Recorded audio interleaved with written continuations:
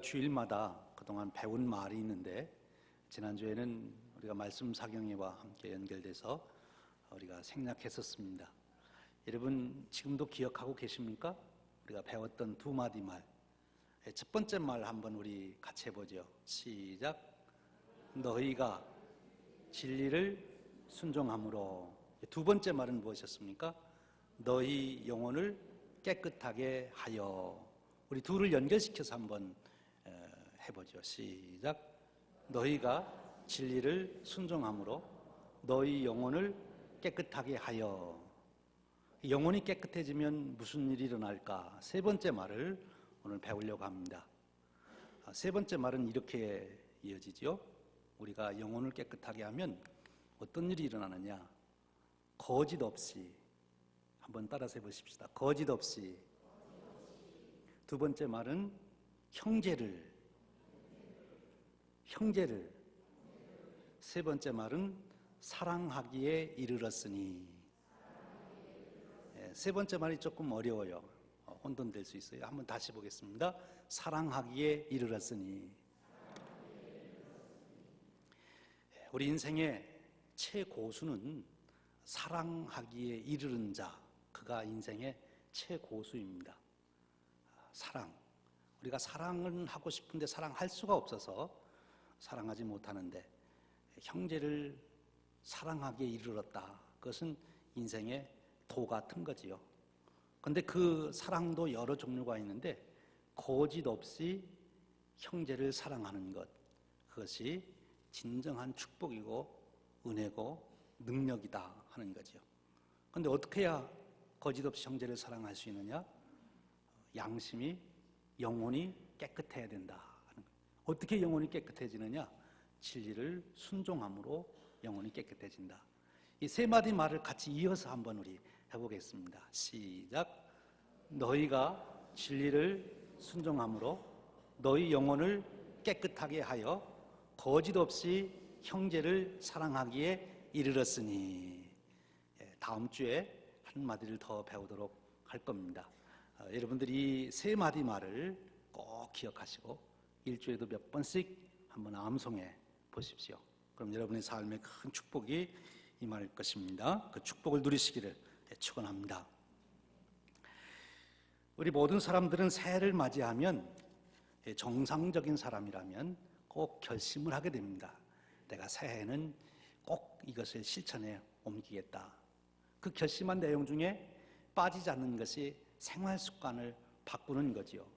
그 생활 습관 중에서도 요즘 우리 현대인들이 제일 많이 결심하는 게 뭔가면 운동하겠다는 겁니다. 규칙적으로 운동하겠다. 저도 금년 새해를 맞이하면서 금년에는 내가 규칙적으로 운동을 하겠다 이렇게 결심을 했습니다. 그리고 여러분들에게 새해 결심한 것을 잘 지키기 위한 방법의 하나로 잘아는 친구들에게, 가족들에게 그것을 선포하라고 그랬어요. 그래서 저도 우리 가족들을 모아놓고 선포를 했습니다.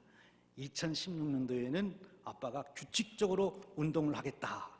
그러니까 다들 이상한 눈으로 보더라고요. 해마다 그랬는데 안 했으니까. 그래서 더 눈에 힘을 줘가지고 아주 진지하게 얘기했어요. 금년에는 반드시 내가 규칙적으로 운동을 하겠다. 제가 성공했을까요? 실패했을까요? 한 달 지냈는데.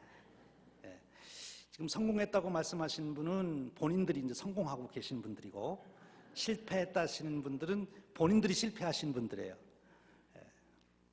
비밀입니다.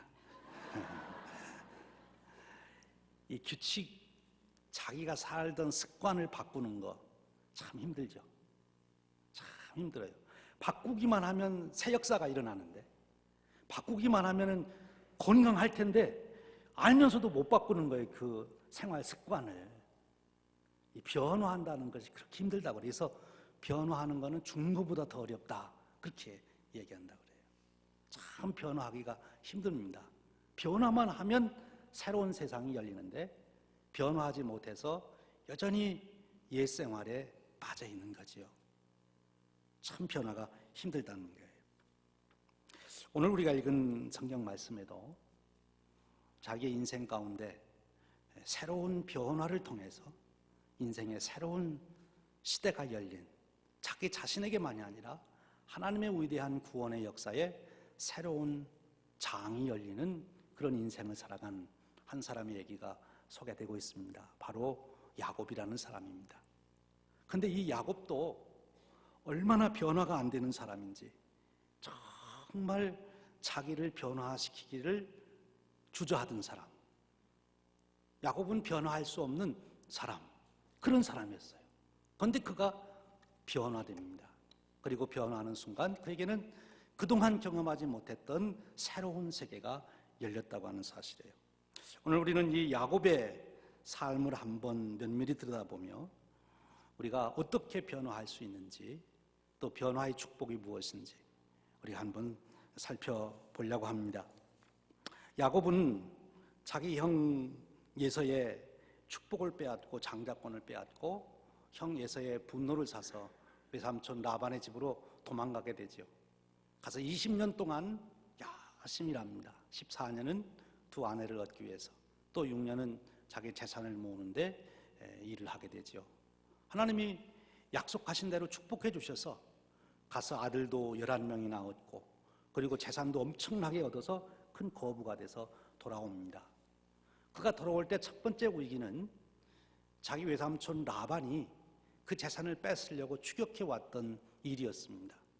그 외삼촌이 야곱이 떠났다는 얘기를 듣고 보니까 언제 저 재산을 내가 빼앗을까 생각하고 있는데 어느 날 갑자기 자기가 양에 치러 들판 나가 있는 동안에 떠나버렸어요. 그래서 자기 군대를 이끌고 이제 추격해 옵니다.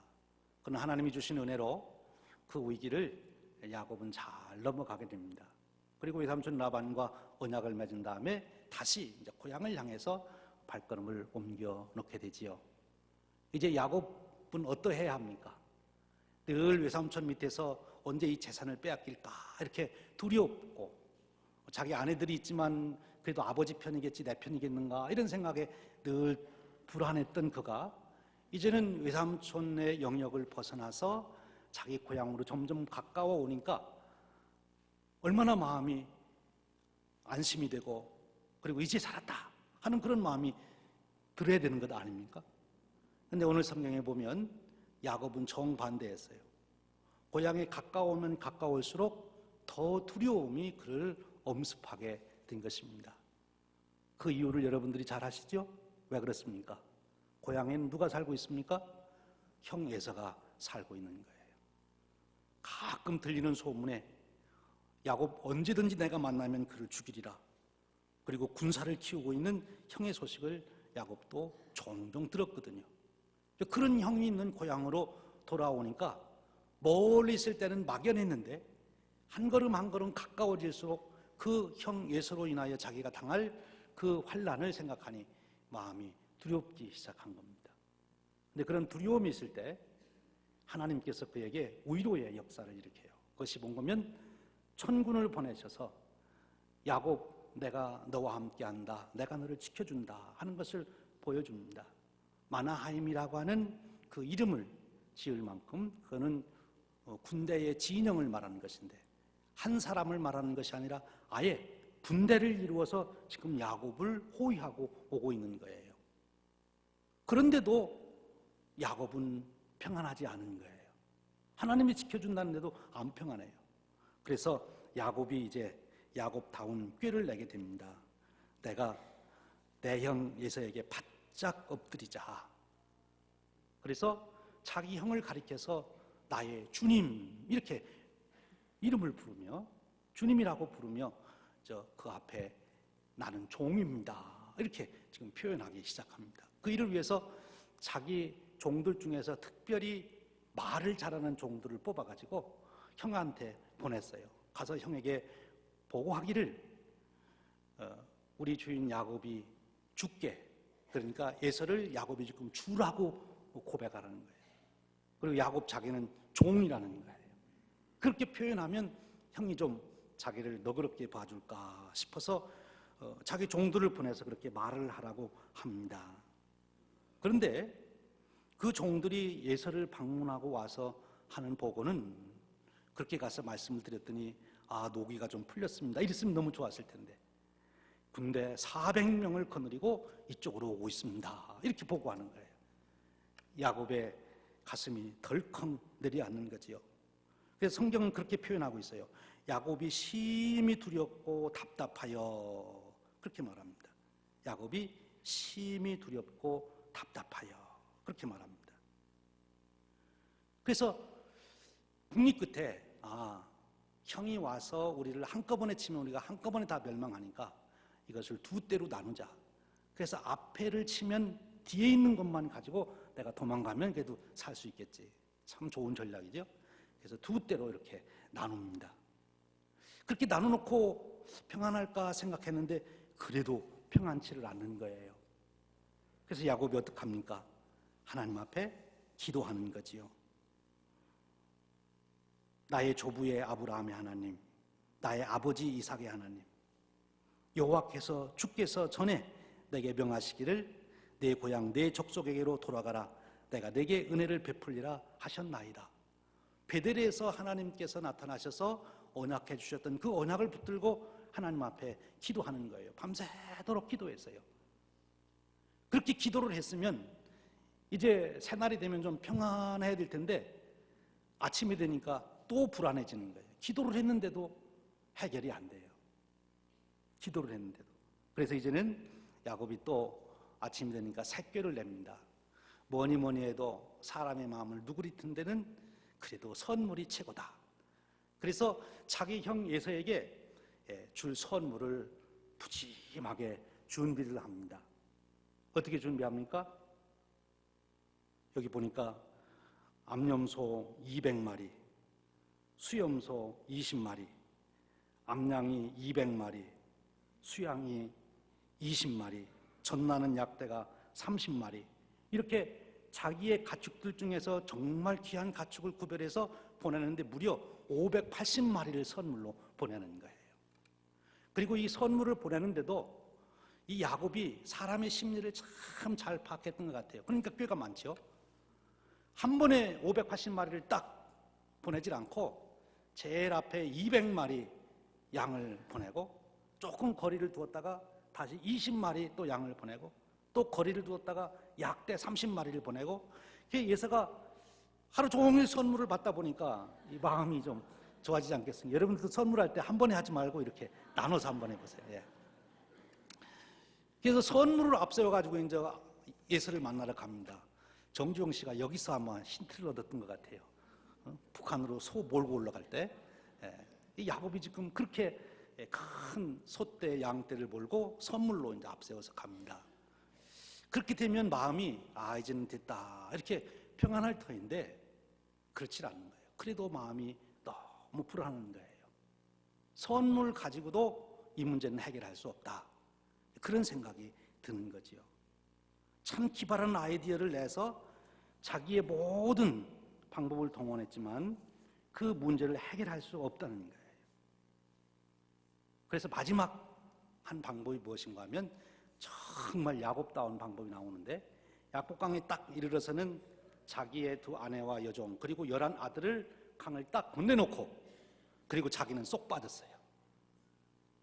자기 아내들은 다 가서 에사한테 잡혀 죽고 그 소식을 들으면 자기 혼자 도망가겠다는 거지. 참 정말 야곱입니다. 그렇게 놓고 혼자 있는데 평안해지는 게 아니라 더 두려운 거예요. 이제는 외로움까지 찾아왔어요. 그래서 오늘 말씀을 보면 야곱은 홀로 남았더니 어떤 사람이 날이 새도록 야곱과 씨름하다가, 이렇게 표현하고 있습니다. 홀로 남아있다. 그리고 여기 씨름하였다. 이 말이 참 중요합니다. 지금 에서가 당면한 이 문제는 많은 사람을 동원해서 해결할 수 있는 문제도 아니고, 인간의 지혜와 지식을 가지고 해결할 수 있는 문제도 아니고, 인간이 그 앞에 가서 싹싹 빌어서 해결할 문제도 아니라는 거예요. 이것은 도저히 해결할 수 없는 그런 문제를 말합니다. 지금 에서가 야곱과 만난다고 하는 사실은 야곱에게 있어서는 죽음을 의미하는 거지요. 여러분, 우리 인생의 여정에서 다른 문제는 다 우리의 지혜를 가지고 해결하고 사람의 도움을 통해서 해결할 수 있지만 이 죽음의 문제만큼은 누구의 도움도 받을 수가 없어요. 어떤 인간의 방법으로도 죽음의 문제만큼은 해결할 수가 없어요. 이것은 우리 인간이 스스로 해결할 수 없는 한계 상황인 거예요. 죽음 앞에서는 홀로 서야 되는 것입니다. 누구도 함께 갈 수가 없어요. 죽음 앞에서는 홀로 설 수밖에 없는 존재. 죽음 앞에 설 때 홀로 서야 되는데 죽음을 대면하는 것이 아니라 죽음을 만나기 전에 먼저 홀로 대면해야 될 분이 있다는 거예요. 오늘 여기 야곱은 그분과 씨름을 하고 있습니다. 예수님께서 십자가를 지실 때에도 홀로 십자가를 지십니다. 그래서 홀로 기도하십니다. 다른 누가 함께 그 십자가를 같이 지실 수가 없는 거예요. 예수님은 십자가를 앞에 놓고 그 죽음을 앞에 놓고 홀로 하나님을 대면합니다. 그렇습니다, 여러분. 우리가 인생 여정에서 우리가 어떤 인간의 수단과 방법으로도 해결할 수 없는 그 문제 앞에, 궁극적으로는 죽음이라고 하는 문제 앞에서 우리는 홀로 대면해야 된다는 거죠. 그런데 그 죽음을 만나기 전에, 그 내가 혼자 해결할 수 없는 그 절망을 만나기 전에 내가 먼저 하나님을 만나야 한다는 것입니다. 오늘 야곱이 잘한 것은 그가 예서를 만나기 전에 홀로 하나님을 만났다고 하는 거예요.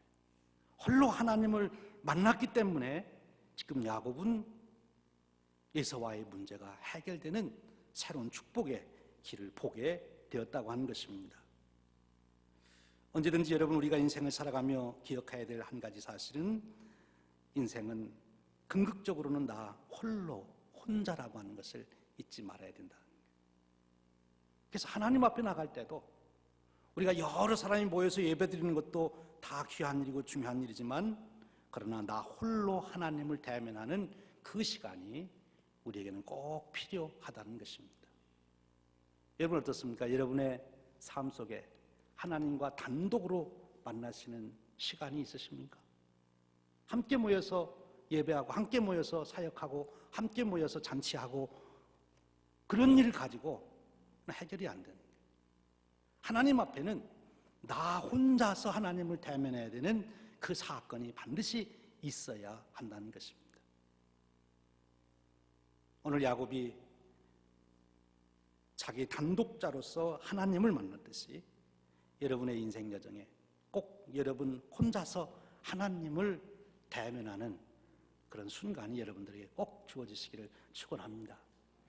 아니, 우리의 삶에서 매일매일 우리가 새날을 시작할 때 나와 하나님과의 단독적인 대면을 통해서 하루의 시작이 이루어지기를 주님의 이름으로 축원합니다. 이제 보십시오. 어떤 일이 일어나는가. 하나님과 대면하 얘기 보니까 씨름했는데 밤새도록 씨름을 했어요. 이 밤새도록 씨름했다는 말이 무엇일까요? 아마 이 밤새도록 씨름했다는 이 말 속에는 몇 가지 의미가 함축된 줄로 압니다. 오늘 여러분과 생각하고 싶은 의미는 두 가지입니다. 하나는 이 씨름했다고 하는 것은 그 상대방하고 내가 아주 한 몸이 되다시피 밀착되는 것이 씨름이에요. 씨름을 하게 되면, 여러분 씨름 해보셨어요? 네. 씨름을 해보면, 저는 초등학교 때 하고 중학교 때 한번 씨름을 해봤는데, 씨름을 하면 씨름에도 재미가 있습니다. 어떤 재미가 있는 거면, 씨름을 하게 되면 굉장히 친해져요. 왜 친해진지 아십니까? 우통 다 벗고 둘이 이렇게 씨름을 잡으면 그렇게 가까이 밀착시킬 수가 없어요. 씨름은 꼭 붙어 사는 거니까. 떨어져 사는 뭐 권투나 이런 게 아니에요. 이거는 붙어 가지고 해야 되니까, 그러면 상대방이 흘리는 땀도 나게 다 오게 되고, 상대방의 막 몰아쉬는 숨소리도 내가 다 듣게 되고, 상대방의 심장 소리, 뛰는 소리도 다 듣게 되고, 그러면서 하는 게 씨름이에요. 여기 왜 하나님이, 그 야곱이 하나님에게 기도하는 것을 씨름했다고 그럴까? 그것은 야곱이 하나님을 절절히 체험하고 있는 것입니다. 지금까지는 하나님이 그저 멀리서 이렇게 군대를 통해서 보호해 주시고, 야곱이 필요할 때 와서 도와주는 아저씨같이 그렇게 이제 생각을 했는데, 지금 여기 야곱은 하나님을 만나서 하나님의 숨소리를 듣는, 하나님의 심장소리를 듣는 그 체험을 하고 있는 거예요. 자기의 지금 문제, 자기의 소원만 말하는 것이 아니라 지금 하나님께서는 야곱과 함께 무슨 일을 하기를 원하는지 그 소리를 듣는 시간이 되었다고 하는 것입니다. 씨름이라고 하는 것은 서로가 힘을 겨루는 거지요. 야곱은 야곱의 자기 생각대로 나는 이렇게 살아야 됩니다. 형 예서가 절대로 나를 해치지 못하도록 내 재산 양 한 마리도 빼앗기지 않도록 해야 됩니다. 뭐 이런 것이 야곱의 아마 소원이고 주장이었겠지요. 반면에 하나님은 그게 문제가 아니다. 지금 아브라함과 함께 이루어던 역사, 내 아버지 이삭과 함께 이루어던 역사를 내가 너와 함께 이루려고 한다. 이제 너와 함께 내 비전을 더 구체화시키고 내가 구원하는 인류의 구원의 역사를 내가 너를 통하여 더 새로운 장을 열기를 내가 소원한다. 하나님께서 야곱을 붙들고 이제 야곱 내 욕심 내 주장 그만하고 내 뜻을 내가 생각해 보지 않겠느냐. 야곱의 뜻과 하나님의 뜻이 지금 대립이 돼서 밤새도록 서로 씨름했다는 거지요. 우리가 아마 예수님께서 겟세마네 동산에서 기도하실 때 그 모습을 우리가 한번 그려볼 수 있겠어요. 그것이 야곱이 씨름하는 그 모습과 저는 같다고 생각해요.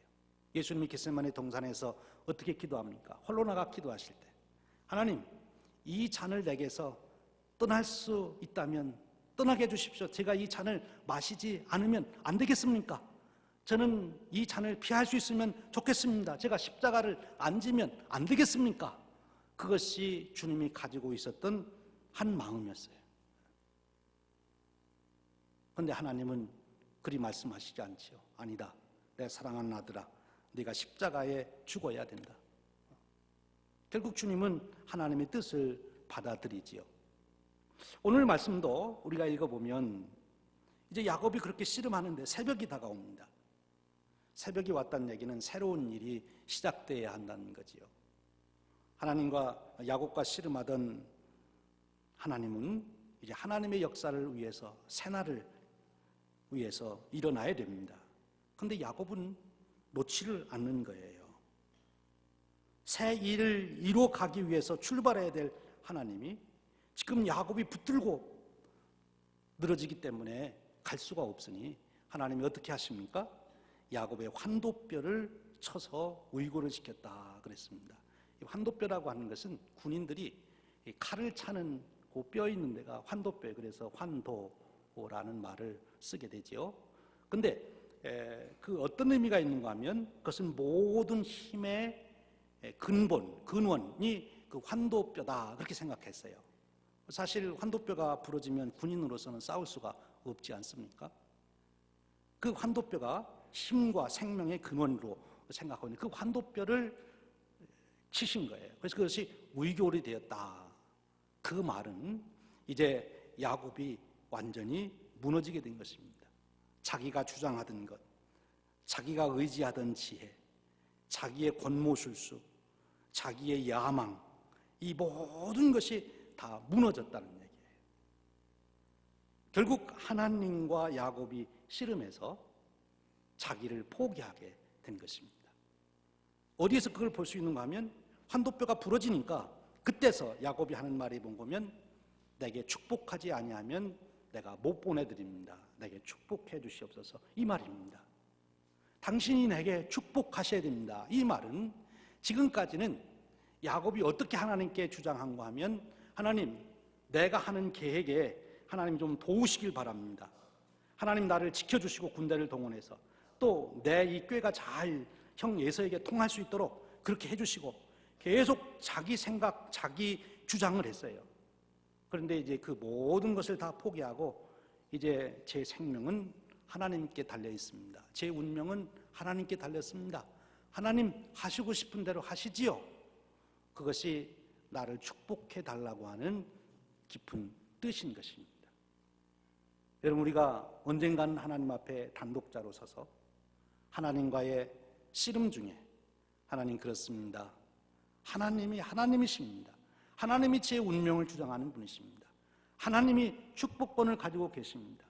저는 하나님 주시는 대로, 인도하시는 대로, 하나님 쓰시고자 하는 대로 저는 맡겨드립니다 라는 고백이 이루어져야 된다는 거예요. 야곱의 인생 가운데 새로운 역사를 열게 된 축복은 여기에서 일어났어요. 야곱의 그 놀라운 지혜로 재산을 모을 때도 아니고, 그가 하나님 앞에 기도해서 하나님이 지키고 보호해 주시겠다고 하는 그런 약속을 받는 것도 아닙니다.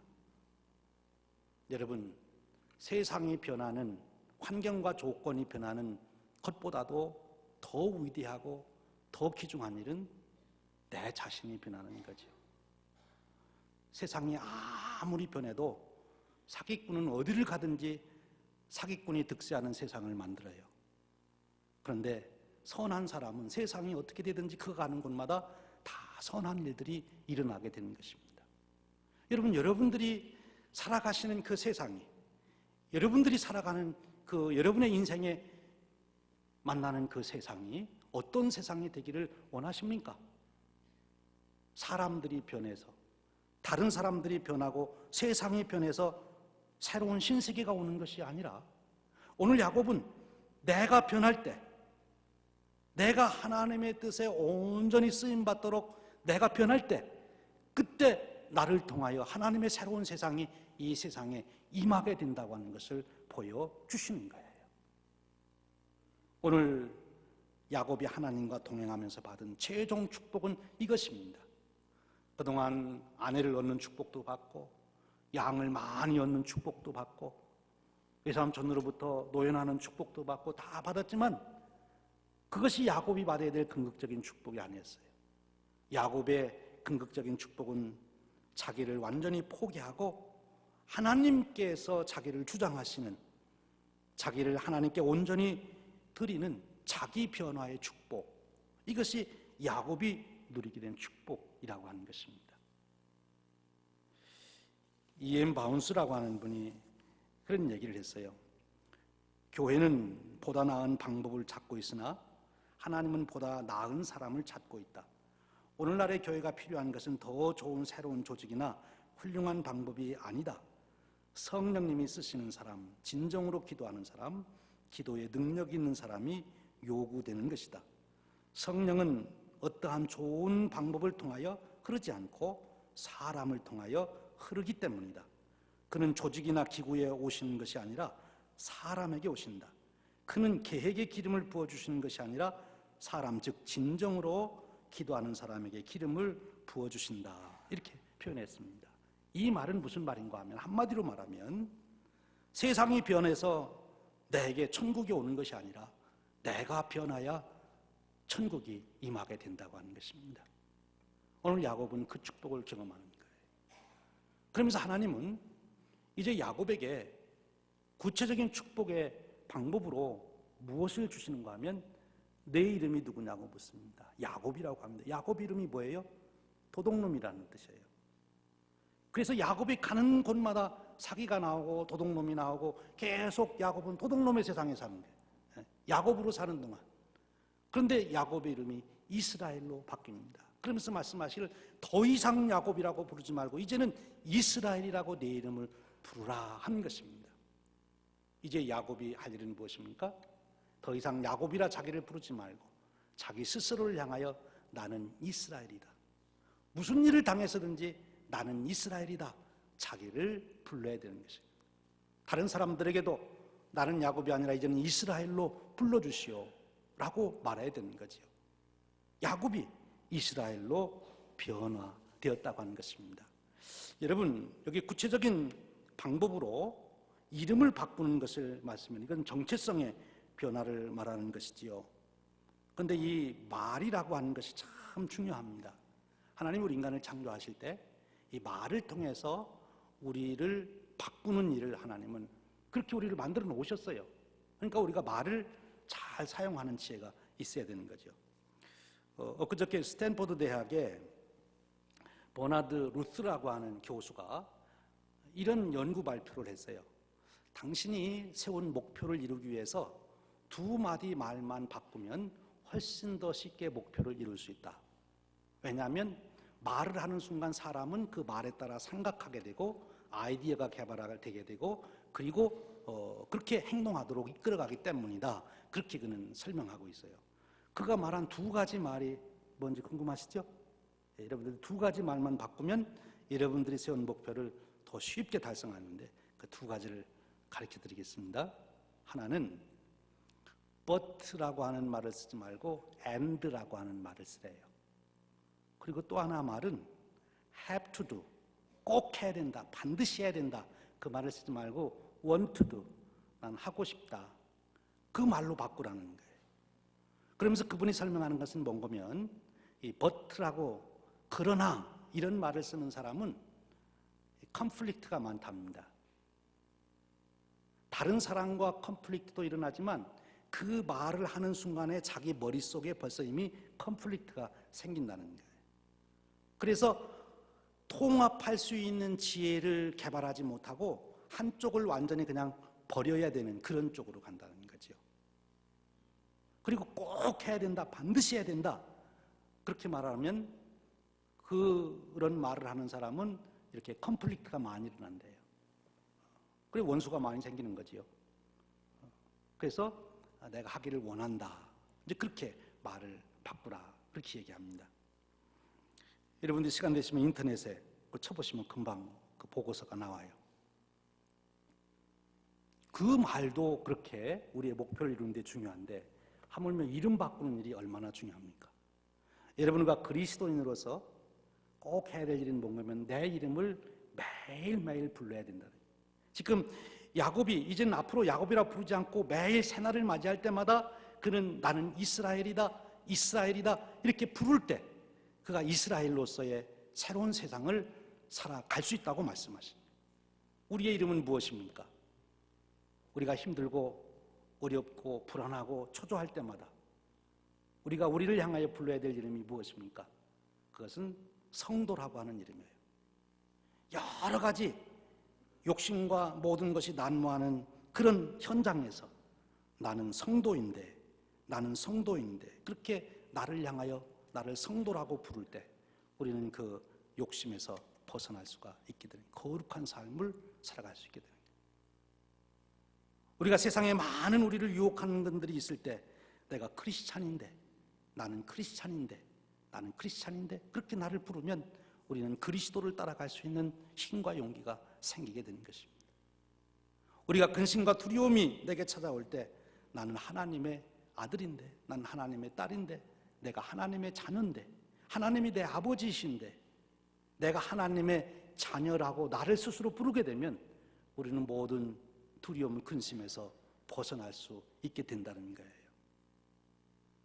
사랑하는 여러분, 하나님을 옆집 아저씨같이 생각하지 말고 무슨 일이 있을 때 내가 부르면 그때서야 오시는 그런 분이 아니라 우리의 사랑하는 아버지가 되셔서 나를 일거수일투족 지켜보고 계시고 내 생애를 보살피고 계시는 그 아버지 하나님, 그 하나님으로 내가 인식하고 내가 바로 그 하나님의 자녀인 것을 불러일으킬 때마다 내 마음에 평안과 담대함이 일어나게 된다는 것입니다. 보세요, 야곱이 이제 이스라엘이라고 부르면서 그에게 놀라운 용기가 생깁니다. 그도 약복강을 건너가게 되고 그리고 그 형 예서를 만납니다. 예서를 만날 때 뭐라고 말을 합니까? 형님의 얼굴을 보니 하나님의 얼굴을 뵙는 것 같습니다. 이미 야곱의 그 안에 참된 평강이 이루어졌기 때문에 자기를 죽이려고 찾아오는 형 예서를 보면서도 하나님의 얼굴을 보는 것과 같이 이미 야곱이 변했어요. 오늘 우리가 읽은 말씀의 한 구절이 우리에게 극히 상징적으로 은혜를 줍니다. 해가 돋았더라 하는 말씀이 있어요. 새 세상이 이루어진 것이지요. 내가 변하게 되니까 새로운 세상이 열린 것입니다. 사랑하는 여러분, 지금까지 야곱은 다른 사람을 바꾸고 세상을 바꾸려고 노력을 했어요. 늘 그때마다 불안과 공포가 사라지지 않았습니다. 그러나 자기 자신이 하나님 앞에서 다시 자기가 누구인지를 확인하게 되고 하나님의 축복을 받은 존재요, 이스라엘이요 하나님의 사명을 이룰 자로 자기 자신을 부르기 시작할 때, 그때 비로소 야곱에게는 참된 평강이 임하게 돼요. 그는 새로운 하나님의 구원의 역사를 이루는 위대한 삶의 길에 들어서게 된 줄로 믿습니다. 사랑하는 여러분, 오늘도 여러분의 삶에 어떤 일로 인하여 두려움이 있으십니까? 하나님 앞에 단독으로 서십시오. 내 수단과 방법으로 해결하려 하지 않고 하나님 앞에 단독자로 서시길 바랍니다. 내 뜻과 하나님의 뜻을 놓고 대결해 보십시오. 그리고 결국 하나님 앞에 우리가 무릎을 꿇을 때 하나님의 역사가 우리에게 임하시게 됩니다. 우리에게 있어서 최고의 축복은 내 자신이 변화하는 축복입니다. 내 자신이 변화할 때 하나님의 나라는 우리에게 열리게 되기 때문에 그렇습니다. 사랑하는 여러분, 세상 사람들은 세상을 바꾸기를 원하고 다른 사람을 바꾸기를 원하지만 오늘 우리는 하나님 앞에서 내 자신을 변화시켜 하나님이 이루시는 거룩한 역사에 쓰임받는, 하나님과 함께 인생을 살아가는 그런 축복의 삶을 살아가시기를 주님의 이름으로 축원드립니다.